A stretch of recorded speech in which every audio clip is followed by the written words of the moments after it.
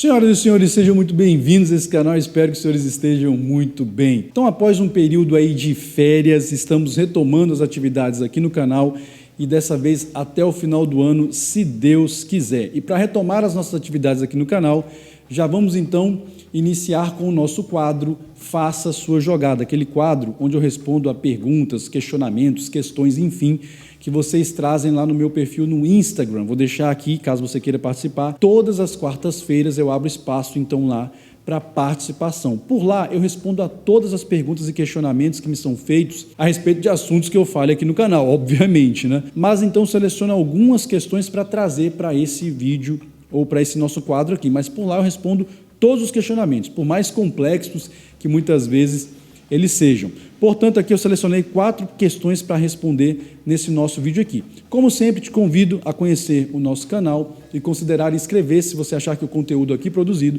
pode ser útil à sua vida. Ao final, deixa aqui os seus comentários e, inclusive, como você responderia a esses questionamentos que me foram feitos lá. Por que as pessoas mudam durante um relacionamento, principalmente depois de casar? Essa é uma das maiores falácias, eu arriscaria dizer, que eu tenho ouvido ao longo da minha vida sobre relacionamentos. Veja, não estou dizendo que as pessoas não podem mudar de posicionamento, não podem mudar de opinião política, ideológica, etc. Nada disso. A própria conversão de uma pessoa é uma mudança de mente. A palavra metanoia, né, grega, quer dizer exatamente isso, uma mudança de pensamento, que é produzida então por um contato do indivíduo pecador com o evangelho. Agora aqui especificamente, a pessoa perguntou sobre relacionamentos.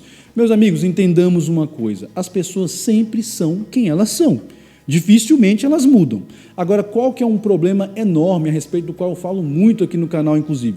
Hoje em dia, nós vivemos em um período de relacionamentos muito superficiais. As pessoas já não têm mais nenhuma disposição a se conhecer com um pouco mais de profundidade, com um pouco mais de conteúdo. Nós já queremos logo preencher nossas carências afetivas mais superficiais, nossas carências emocionais e principalmente nossas carências sexuais. Como eu sempre digo aqui no canal, tem muita gente que conhece o corpo da pessoa primeiro antes de conhecer o espírito, os valores, a mente daquela pessoa. Então é óbvio que num contexto desse, meu amigo, não vai dar certo.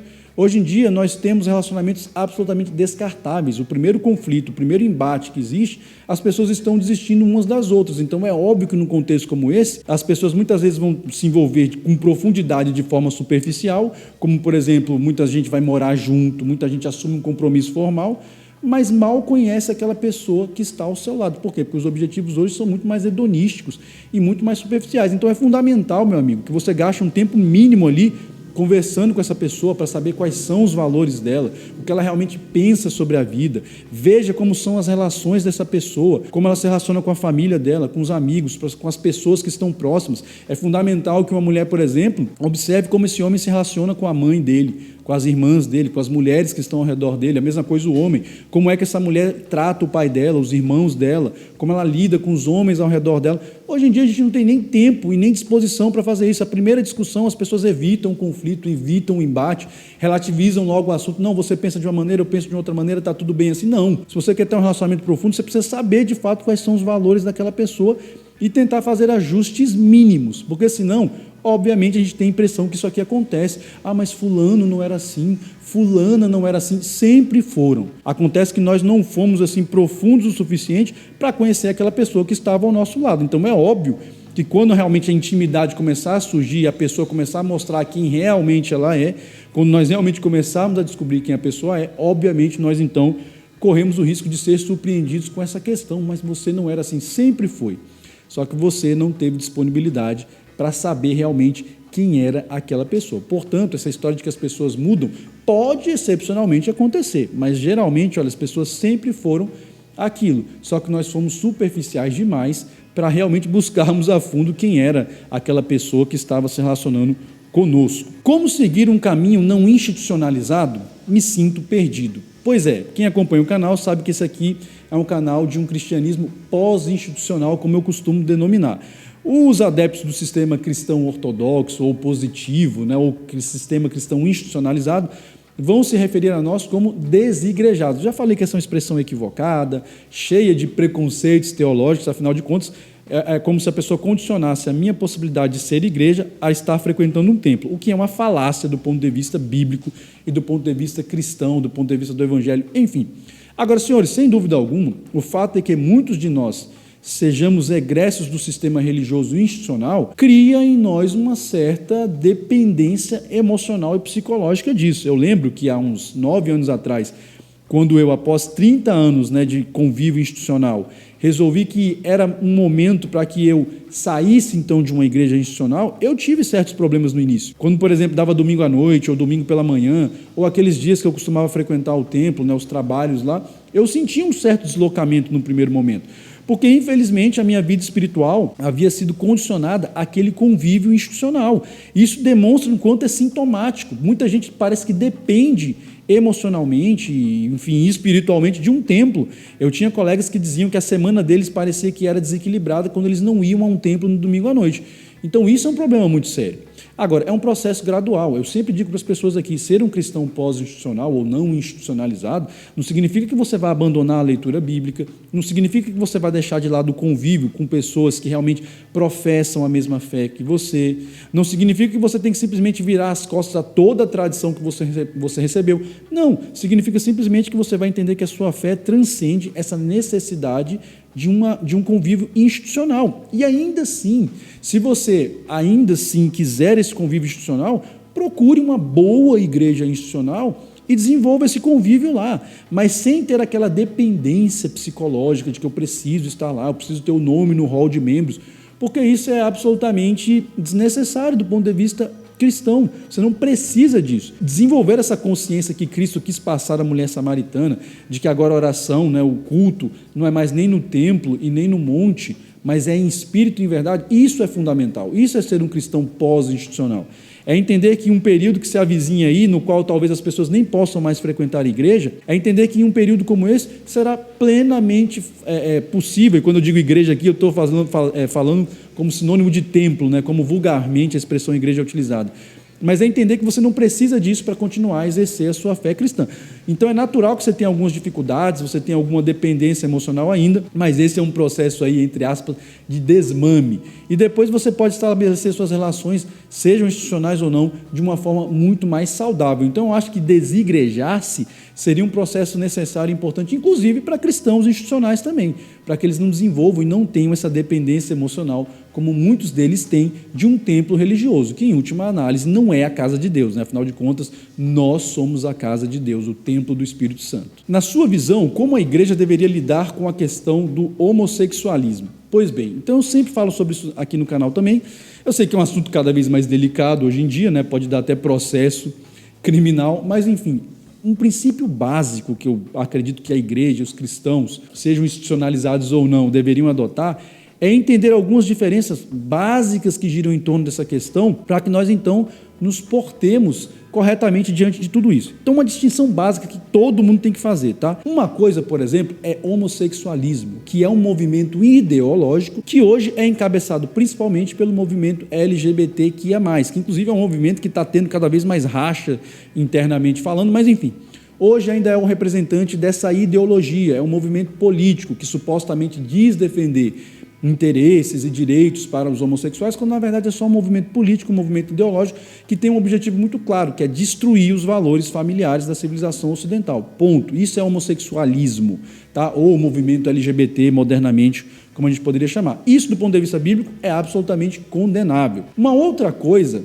é a homossexualidade. Homossexualidade é a orientação sexual do sujeito. Então, isso não tem como você condenar. São fatores que, dentro da minha visão, são definidos ainda ali na infância da pessoa, a depender de como essa pessoa esteve sob a influência da energia masculina e da energia feminina, ou de como foi o desenvolvimento da sexualidade dessa pessoa, se foi um desenvolvimento traumático, se foi um desenvolvimento oriundo de abuso, etc. Então isso vai definir se a pessoa vai ser um heterossexual ou um homossexual. Essa é a linha que eu sigo. Tá? Eu não acredito que ninguém nasça gay, como também não acredito que ninguém nasça heterossexual.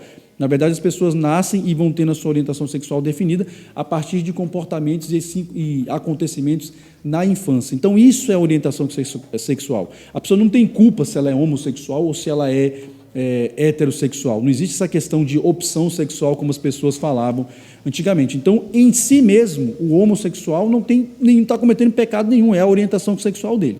Agora, uma terceira conceito, ou um terceiro fato que tem que ser levado em consideração. Diferente de homossexualismo, que é o movimento ideológico, e da homossexualidade, que é a orientação sexual do sujeito, existe o ato homossexual. Esse, sim, do ponto de vista bíblico, também é condenado. Não tem como a gente falar outra coisa. Né? A prática de um homem ou de uma mulher deitarem com pessoas do mesmo sexo, do ponto de vista bíblico, é uma prática condenável. Isso também não tem que ter um questionamento muito profundo a priori. Agora, é fundamental, então, para que a igreja saiba lidar com essa questão, que a gente faça essa distinção mínima, essa distinção básica.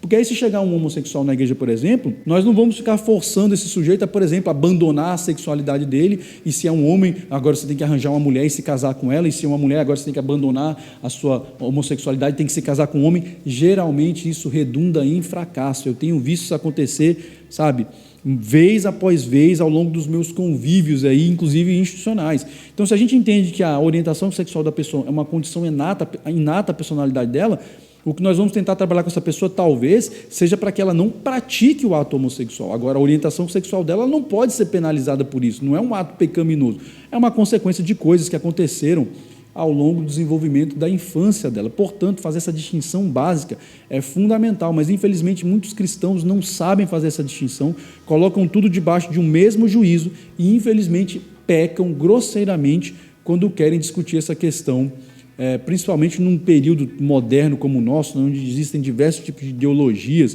e de ideias em torno dessa questão. Então muitos cristãos acabam passando como verdadeiros ignorantes, por não saber fazer uma distinção simples como essa aqui. Indiano, o que você acha de pastores como Cláudio Duarte, que pregam de uma maneira mais cômica? Pois é, há muitos anos, né, antes do Cláudio Duarte explodir, cara, isso talvez lá em 2011, 2012, eu já dizia que pastores como Cláudio Duarte, existiam outros lá em Brasília, enfim, sempre existiam esse tipo de pregadores, né?